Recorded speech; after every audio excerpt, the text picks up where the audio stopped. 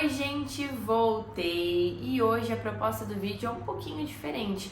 Ao invés de já trazer para vocês uma reflexão construída, eu gostaria de convidá-los a construir esse raciocínio comigo. Eu vou propor uma temática a partir de um capítulo que eu li ontem, mas essa temática me inspirou a buscar uma outra leitura e provavelmente essa outra leitura vai me fazer buscar outros escritores e eu vou dividir com vocês esse trajeto, que é algo muito comum na minha experiência como leitora, porque eu tendo a ler livros que estejam interrelacionados. Por isso, quando eu tô, envolvida com um personagem, eu geralmente vou buscar um outro livro que tenha uma experiência semelhante, complementar, que me faça aprofundar aquilo que eu interagi. Eu gosto muito disso. Quando eu vejo as minhas leituras recentes, elas sempre têm ali alguma afinidade. E aí eu gosto também desse processo, por isso eu queria muito narrá-lo para vocês em vídeo dessa vez. Tudo começou com esse livrinho, mais uma vez, bem-vindos à livraria Hunan Dong, e com isso eu acabo de bater ao vivo o meu recorde pessoal de pronunciar 2 vezes em vídeo, no vídeo anterior e nesse, errado, provavelmente, o nome desse título.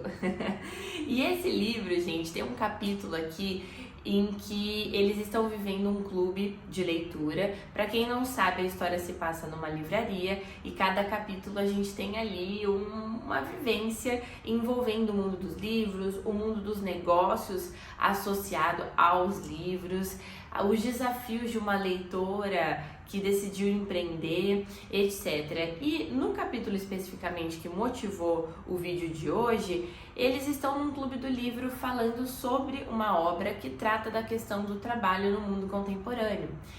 E essa pauta, para mim, ela é especialmente interessante. Eu sempre penso nessa questão, porque primeiro, eu venho de uma educação em que na minha família as pessoas sempre tiveram que trabalhar muito. Pensando no contexto da minha avó, da minha mãe, da minha irmã, todo mundo se lascou trabalhando muito a vida toda. Ainda assim, eu escolhi uma profissão que eu sou apaixonada, que é ser professora, trabalhar com educação, mas a gente sabe que é uma profissão muito desafiadora, como tantas outras no nosso país, porque o tempo de dedicação não acompanha a remuneração e por isso desenvolve-se uma linha muito tênue entre a qualidade de vida e aquilo que a gente precisa investir como tempo ali de trabalho. E é sempre um conjunto de pratinhos muito desafiador no nosso cotidiano. Eu falo por um contexto meu, associado à educação, mas eu tenho certeza que vocês em áreas de atuação diferentes também vão se identificar, porque são muitas contas, o contexto de financiar ali, né, lazer, investimento em saúde mental, tudo isso exige muito de todos nós. E nesse capítulo eles estão refletindo sobre isso. O que significa afinal trabalhar? O que representa na nossa sociedade essa rotina que praticamente consome toda a nossa energia, toda a nossa dedicação? O que sobra depois das nossas horas de trabalho? Tem um trechinho aqui que eu coloquei um post-it e diz o seguinte, é um trecho do próprio livro que eles estão discutindo no clube. Quando uma parte significativa do nosso tempo é gasta com o trabalho, torna-se cada vez mais difícil dizer quanto do nosso tempo é realmente nosso. E aí eu fiquei muito reflexiva pensando sobre isso. O que sobra quando a gente tira o trabalho?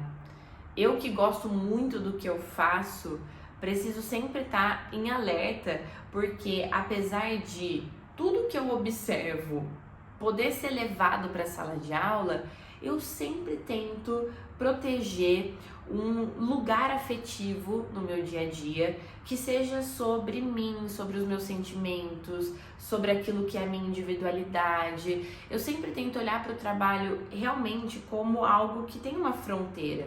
e que existe um sujeito que vai atuar lá, que vai tentar corresponder com os seus objetivos, com os seus sonhos, mas que para aquele sujeito existir com o mínimo de coerência possível e com saúde principalmente, precisa existir os bastidores que são sobre uma identidade humana que também precisa ser valorizada e que não vai se esvaziar completamente por uma dinâmica material. E aí é sempre um ponto de autocrítica mesmo e um exercício diário.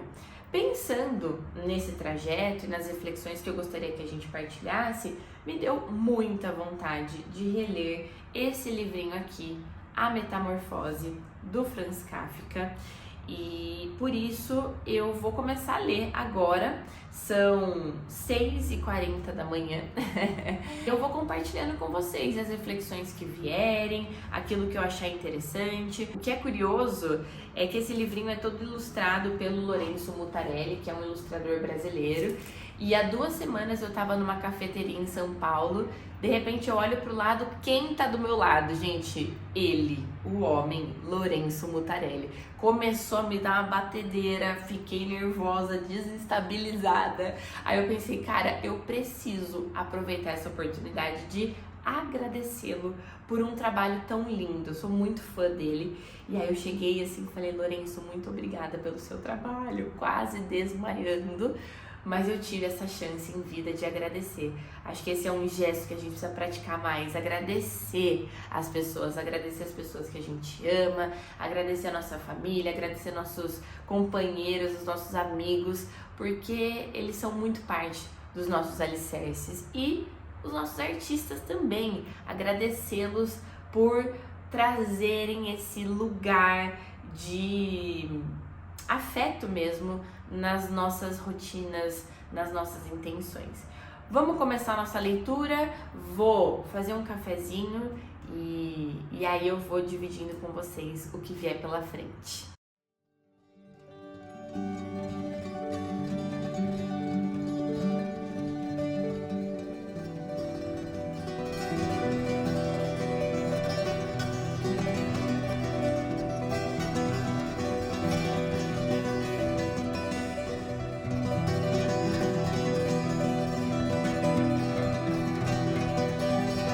Aqui então fazendo as minhas anotações sobre as 2 primeiras partes do livro, A Metamorfose. Tem 3 ao todo. É uma leitura rápida, mas ao mesmo tempo é uma leitura muito densa, porque é triste, é melancólico, é reflexivo. E eu não sei vocês, gente, mas quando eu leio esse tipo de livro eu preciso parar, digerir, compreender aos pouquinhos, sabe? Aquilo que o livro tá querendo me oferecer, porque eu sinto que é um diálogo constante com as nossas próprias concepções de mundo.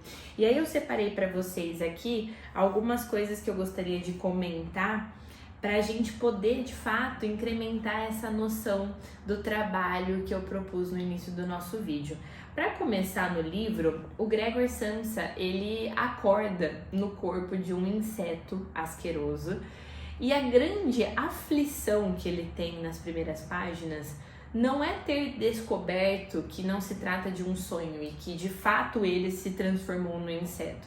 A aflição do Gregor Samsa é estar atrasado para o trabalho. Isso já é uma reflexão genial, porque diz muito sobre como nós somos modelados para sentirmos também essa aflição.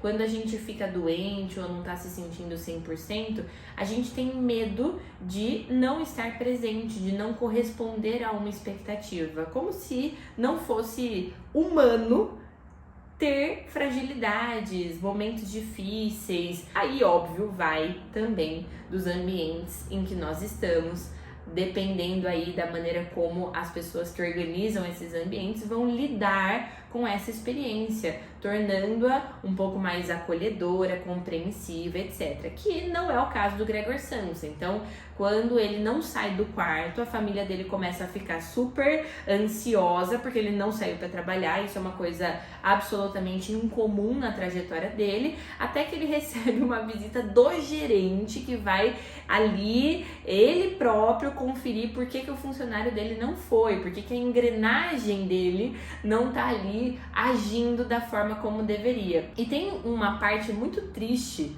nesse interim, que são algumas páginas aí que o Gregor fica desenvolvendo um raciocínio para esse gerente que está do outro lado da porta, dizendo por que ele não foi trabalhar, mas que ele vai resolver a situação, que ele pode esperar só mais um pouquinho, que as coisas vão entrar no eixo.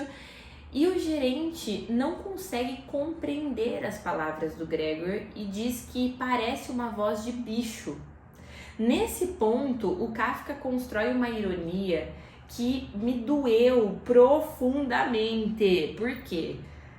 O trabalhador que entra nessa lógica mecanizada numa sociedade em que essa postura é a prevista, ele vai se desumanizando, ele vai perdendo a capacidade de sentir, de se posicionar, de refletir, de questionar, criticar, e por isso a sua voz deixa de ser compreensível num sentido de relevância.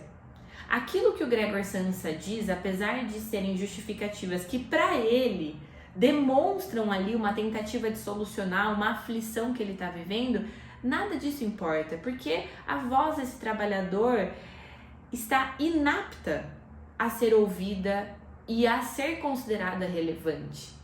Então eu sou muito apaixonada, gente, pela oportunidade que a literatura nos dá de criar imagens num contexto ficcional que nos deslocam da nossa zona de conforto, pensando sobre como é que seríamos numa realidade próxima, semelhante, óbvio, não acordando no corpo de um inseto, mas num contexto de fragilidade, num contexto em que nós não seríamos úteis para essa produção. Como é que a nossa voz seria interpretada socialmente?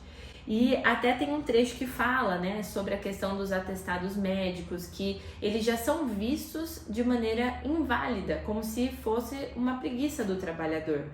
Então esse ponto está muito presente aqui dentro do livro. Enquanto nós não estamos trabalhando, portanto, enquanto nós não estamos nessa vitrine que a sociedade nos autoriza, sobra o que da gente? Quem para nos ouvir?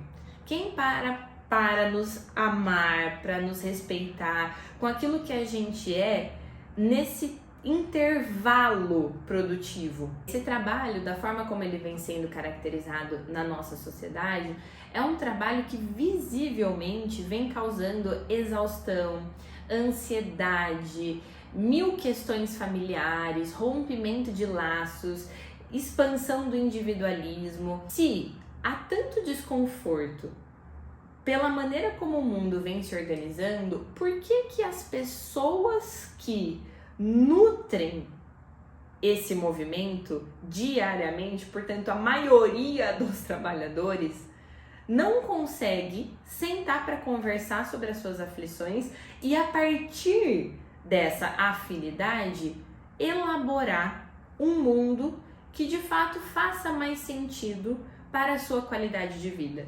E eu não estou me referindo aqui, gente, a uma utopia, a algo que vá acontecer amanhã, mas a um ponto de atenção de que a gente não consegue nem ter criatividade para pensar se o mundo poderia ser diferente das versões que já foram apresentadas e que já não deram certo.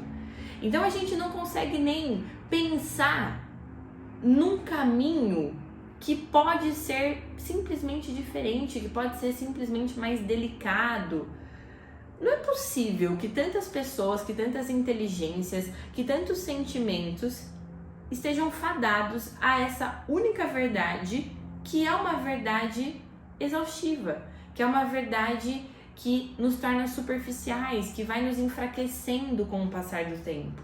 Então eu fico me perguntando isso, assim, O nosso fim é simplesmente nos tornarmos uma voz de bicho e uma aparência asquerosa? A própria família do Gregor Samsa não quer vê-lo, porque é uma figura, uma imagem que não faz bem. E aí não é que do nada ele acordou como um bicho, ele se tornou um bicho pela sua rotina. No começo do livro ele diz que ele, por atuar como caixeiro viajante, ele está sempre viajando e consequentemente ele come muito mal, porque as refeições têm que ser rápidas, cada dia num lugar. Ele não consegue aprofundar nenhum laço, porque ele nunca está em nenhum lugar por muito tempo. Quantos de nós não vivemos refeições inapropriadas, laços que são frágeis porque a demanda do dia a dia nos impede de ter uma vivência contínua com as pessoas que a gente ama. A gente se entope de comidas que são ultraprocessadas para ter uma impressão de prazer na nossa rotina. Ou seja, eu não tenho fôlego para fazer a minha janta, que vai me nutrir, porque eu passei o dia todo em pé, mas eu consigo comer uma bomba de gordura para ter uma sensação momentânea de que eu sou feliz, porque aquilo vai causar essa sensação no meu cérebro. Ou seja, até mesmo nesse momento eu tô nutrindo o mercado, porque é interessante que eu esteja me alimentando mal e comendo essas coisas que fazem com que essas engrenagens continuem existindo. Isso não é se animalizar no fim das contas? O que sobra disso? Mesmo quando eu estou em casa comendo mal, eu ainda estou a serviço do meu trabalho, porque é uma consequência, um efeito dessa organização social. Ai, gente, é tanta coisa, sabe? E o que? Entendeu? Eu li isso daqui. Tem mais um pouquinho, eu já fico pensando tudo que a minha cabeça vai querer pensar. E é maravilhoso, porque daí eu já comecei a lembrar de outros livros que eu quero ler. Então, quer dizer, esse vídeo vai durar 5 dias, porque tem muita coisa pra gente conversar. Vamos lá, tenho agora que dar aula, ir atrás dos meus compromissos, mas eu volto com mais discussões pra gente pensar juntos.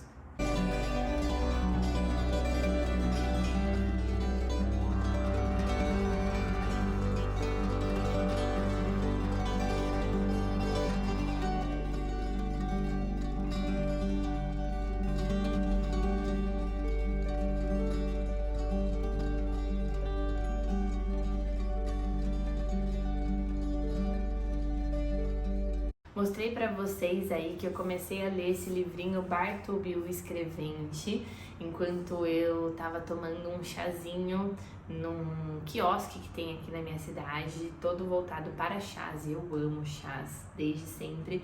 E lá eu descobri um chá muito gostoso que chama Hometown. E aí, às vezes, quando a rotina tá muito corrida, pra dar um gás a mais e ao mesmo tempo reequilibrar as ideias, é mais assim um momento afetivo comigo mesma. Eu paro lá, peço meu chá, que eu gosto bastante, e começo uma leitura ou dou continuidade a uma leitura de lazer. E aí, dessa vez, foi esse livrinho que eu já concluí, para também acrescentar na nossa conversa sobre essa questão do que representa o trabalho no nosso dia a dia, como que a gente pode lidar com uma rotina que seja mais cuidadosa. Existe essa possibilidade nas circunstâncias de mundo em que estamos. E esse livro me tocou especialmente porque, aliás, foi ótimo lê-lo enquanto também eu tinha pensado em ler a Metamorfose, porque os dois livros se comunicam muito. E aqui a gente tem um funcionário copista, portanto ele tem a finalidade dentro de um escritório em Nova York de copiar documentos, que mecaniza tanto as suas ações que chega um momento em que ele não consegue fazer nada além daquilo que ele foi inicialmente treinado. E tudo que as pessoas ali, inclusive o próprio patrão dele, solicitam para que ele faça a mais ou algo que seja esperado além dessa técnica precisa, ele responde: preferia não. Então ele diz que ele prefere não fazer. O que num primeiro momento parece que é um ato de resistência, ou seja, se ele prefere não fazer, ele está escolhendo não fazer. Só que quando a gente vai entendendo alguns traços da personalidade dele, me parece mais que se trata tanto de um caso de esvaziamento do subjetivo, daquilo que é a identidade dele, que dizer que ele prefere não fazer não é uma escolha a partir de um discernimento do que faz bem ou do que não faz bem, mas sim uma falta de movimento, porque não há mais nada para se extrair dessa vida, dessa personalidade, desse corpo. Ele só faz aquilo que tecnicamente ele se apropriou ao longo de muitos anos. E é muito incômodo, porque a gente vai vendo realmente que, apesar de ser um ato que é imprevisto, porque as pessoas não esperam que ele vá falar não pro patrão dele, e o próprio patrão fica desconcertado, como assim vai falar não? A gente nota ali uma melancolia, uma solidão, porque é uma vida isolada, como se de fato ele tivesse se metamorfoseado numa ferramenta, como se ele tivesse se tornado o próprio tinteiro, a própria escrivaninha, e ele não tem mais nada além disso, de ser uma ferramenta. Não tem como você usar uma caneta para construir uma estante. Você não tem como usar uma enxada para de repente costurar uma roupa. Então você vira meramente um único objetivo de produção. E o final também é muito sobre qual é o fim de uma vida que já se finalizou na sua afetividade, na sua sensibilidade, muito antes da morte. É uma leitura rápida, muito fácil de compreender, mas ao mesmo tempo muito profunda por conta da descrição desse personagem. E essa ediçãozinha da Autêntica tem várias ilustrações muito bonitas, e quando você lê um negócio assim bem profundo e vem uma ilustração, eu acho que isso dá um tom diferenciado para a experiência literária. Eu sinto muito isso com os livrinhos da Antofágica, principalmente o Grande Gatsby, que é um dos livros do qual eu mais assim gosto das ilustrações. E eu me lembro de lê-lo e aí chegava aquela ilustração semelhante assim a traços de carvão e eu ficava, nossa, que bonito isso, gente. Enfim, é toda uma experiência. Então eu concluí esse livrinho também para nossa conversa. Partimos do livrinho da livraria e vamos compondo esse raciocínio juntos para ver onde a gente chega.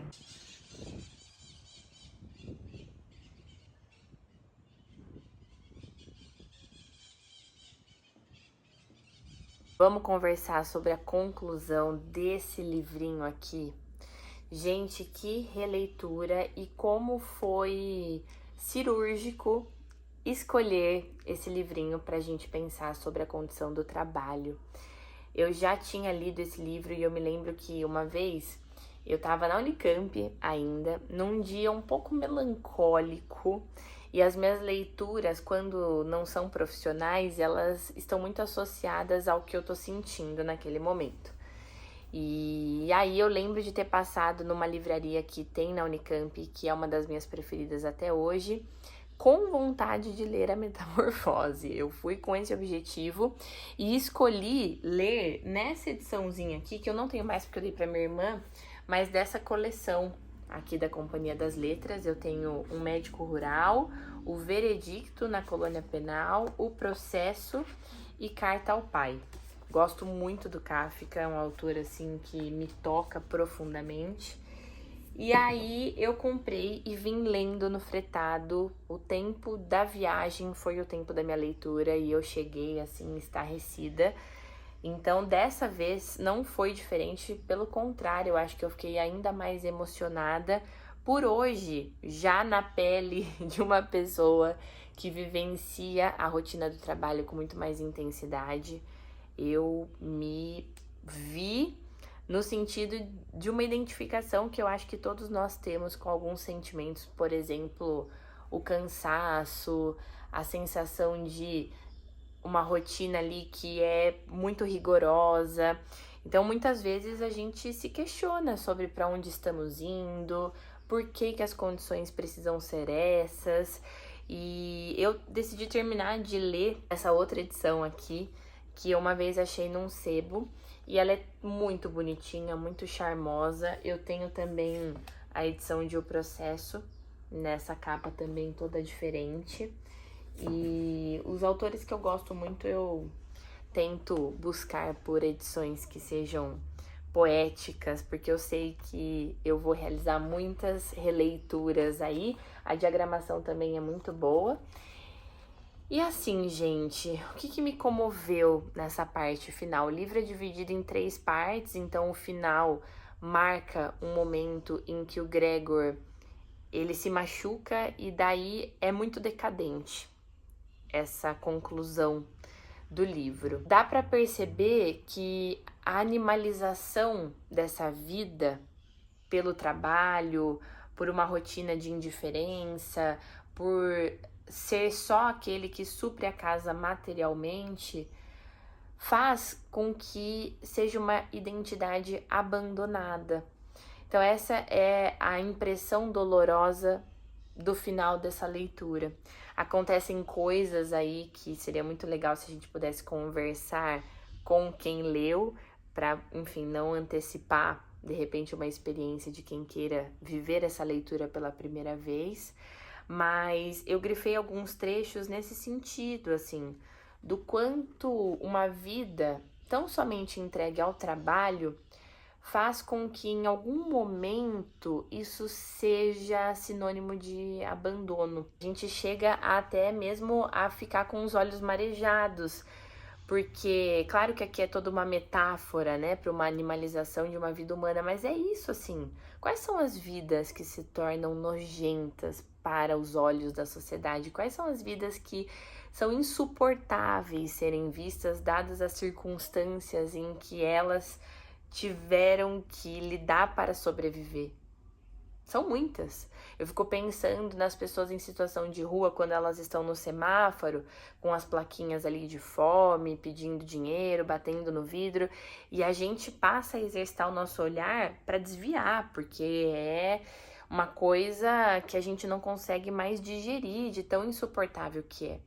E o Gregor me remete muito a essa presença que a gente não consegue lidar, porque é fruto da sociedade, entretanto, a higienização da sociedade faz com que a gente sempre tenha que tocar o barco. E é o que um pouco acontece com essa família. E uma experiência que eu também senti muito lendo esse livro é que em vários momentos a gente tem compaixão pelo Gregor. No livro, para os personagens, é uma figura grotesca, mas o leitor se sensibiliza. A gente começa o livro pensando, cara, é um inseto gigante. Mas a gente termina o livro pensando, meu Deus, eu acho que eu iria lá ficar do lado dele. Eu cuidaria dele, eu tentaria entrar no quarto, eu tentaria me adaptar. E aí eu acho que mora a profundidade da arte, que é a capacidade de gerar empatia, que é a capacidade de, na situação mais adversa, fazer com que a gente se sensibilize com aquilo que é mais diferente do que a gente está habituado, a gente tende a se aproximar. É por isso que eu sou tão apaixonada pelo gesto da leitura, porque a leitura me coloca em contato com esse lado da humanidade que não é confortável. E aí eu fico sempre me questionando sobre as perspectivas, sobre os tipos de vida, sobre como é difícil a gente julgar, estabelecer verdades absolutas, porque as pessoas vêm de padrões e de vivências muito pontuais e que formam quem elas são, a imagem que a gente acessa. E eu sinto que de alguma forma isso só foi exercitado dentro de mim por conta dos personagens que chegaram até mim. E eu acho que realmente ler A Metamorfose é esse resultado. Vale muito essa leitura, gente. Muito, muito, muito. É muito profunda, é muito doída, é muito reflexiva. E é isso, assim, o quanto do nosso mundo não faz com que essas vidas repletas de sentimento, de memória, de sonhos, de vontade, se tornem, no fim das contas, pessoas que um belo dia acordam num corpo que é facilmente descartável e facilmente desprezado pela sociedade. Tem muitos trechos interessantes. Quem leu, por favor, se sentir à vontade, comente aí nos comentários para a gente trocar mais ideia sobre essa obra.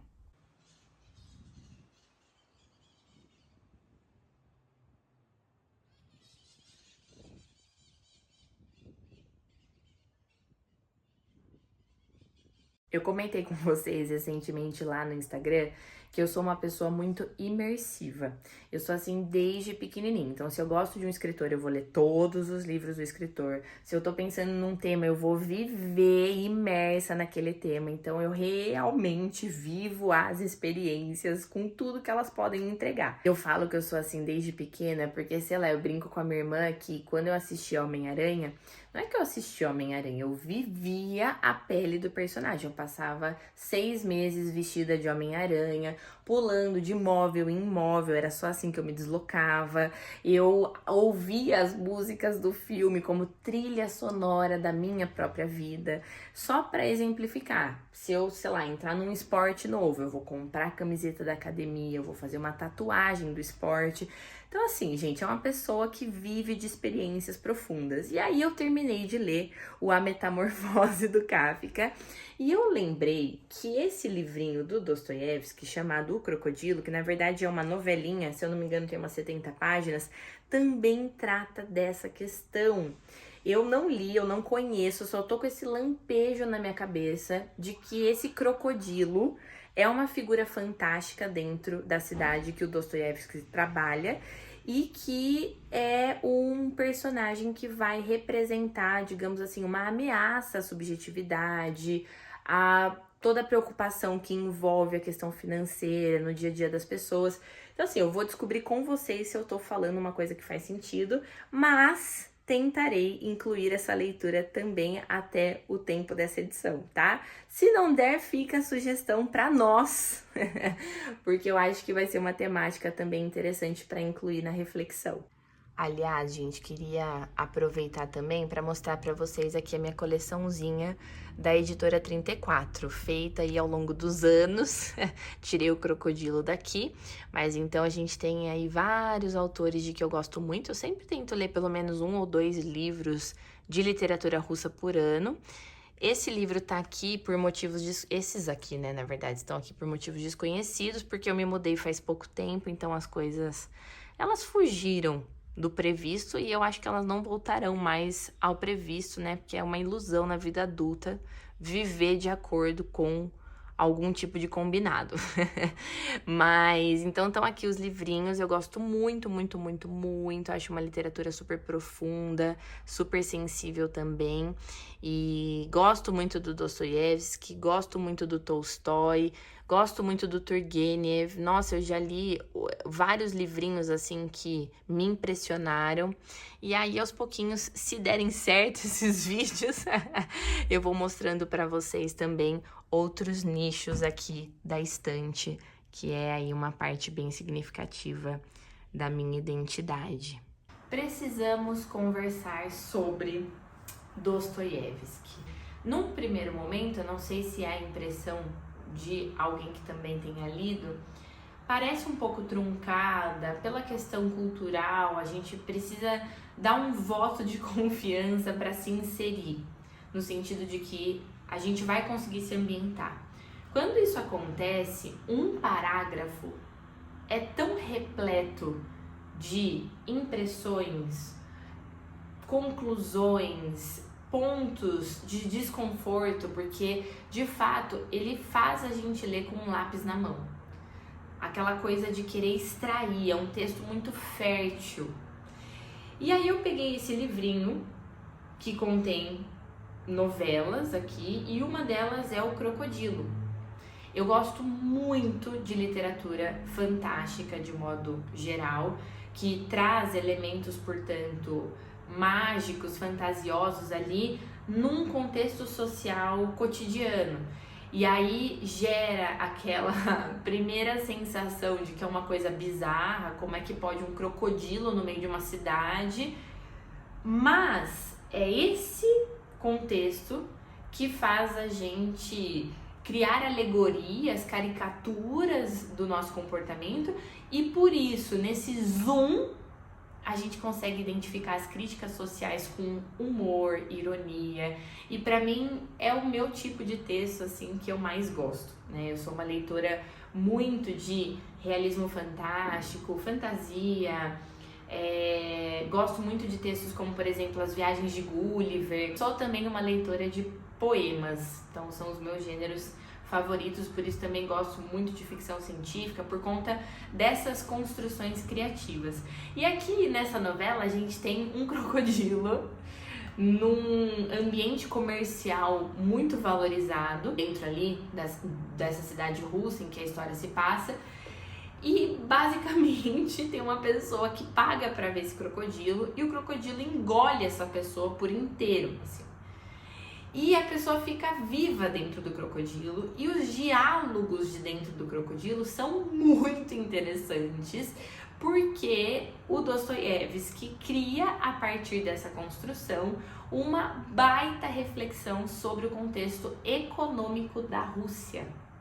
Então ele vai fazer uma analogia do que representa esse crocodilo, que seria a presença do capital estrangeiro na sociedade russa desse tempo. E aí, o que essa presença significa? O que é esse elemento predatório do mercado? Como é que se constitui uma burguesia? E tudo isso tem muito a ver com o que a gente está conversando sobre o trabalho, porque no fim das contas, dentro das características do contexto, do cenário social em que estamos e fazendo paralelos com essas outras histórias que eu fui contando para vocês, o trabalho dentro das circunstâncias em que nós nos organizamos hoje não representa um elemento estritamente necessário para sobreviver, ou seja, eu consumo aquilo que eu preciso para me abastecer, para criar meus laços em sociedade. O trabalho hoje está associado ao dinheiro, muitas vezes porque o dinheiro é uma forma de status e, portanto, de respeito.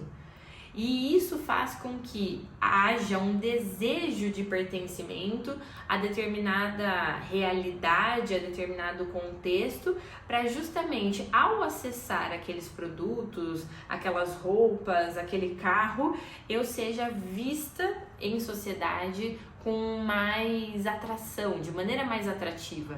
E aí o Dostoiévski mostra a construção dessa mentalidade em torno do dinheiro. Complementando também com a escrita desse autor, a gente tem o livro Gente Pobre, que daí é um contraponto, é o olhar de um trabalhador num contexto brutal, escrevendo sobre o seu cotidiano, sobre os seus sonhos e administrando todas as penúrias que ele precisa, todas as penúrias que ele vivencia pelo contexto precário de vida que ele está submetido.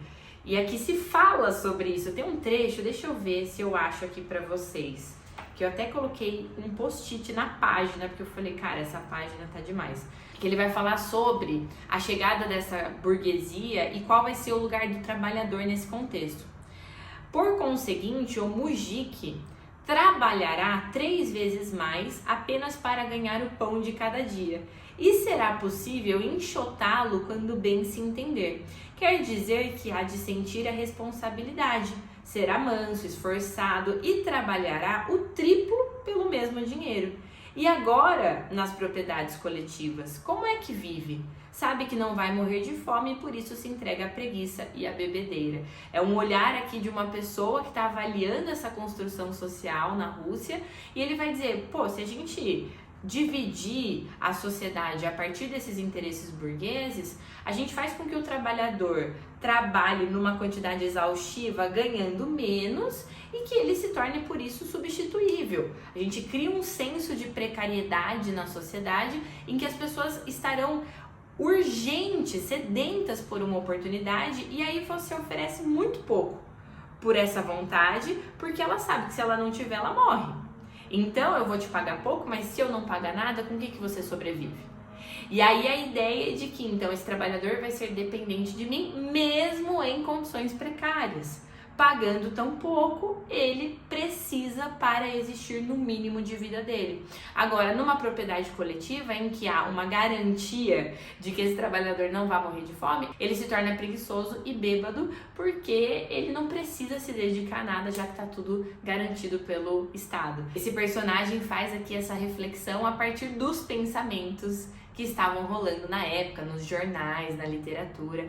E tudo isso relacionado com a presença do crocodilo que engoliu um cara que tem essas ideias. Muito legal. É muito legal, gente, muito legal. E eu tava lendo esse livro e eu lembrei de uma passagem do livro Angústia, do Graciliano Ramos. Eu reli esse livro nesse ano. Meu livro tá todo anotado, cheio de post-it, cheio de coisa. Eu gosto muito dessa história. E foi um prazer, porque inclusive eu conversei sobre o livro Angústia com o Irineu Franco Perpétuo no Sesc da minha cidade. Foi muito legal, porque a gente a todo tempo conversou sobre as relações entre a obra do Graciliano e a obra do Dostoiévski. Para quem não conhece o trabalho impecável do Irineu, ele é um tradutor de literatura russa no Brasil, sensacional. E nesse livro tem uma família que é muito pobre. O pai da família, inclusive, trabalha numa usina, tem muito a postura de alguém submisso, anda com a cabeça baixa, fala baixinho, tá sempre muito sujo por conta do trabalho braçal. E aí tem um momento que o personagem principal, que é o Luiz, ele fica com muita raiva de um outro personagem. E ele diz que ele desejaria, como uma espécie de vingança, vê-lo sujo daquilo que a usina causa no trabalhador. E eu achei isso sensacional, porque o Luiz é um trabalhador pobre. O personagem de quem ele sente tanto ódio é um cara rico.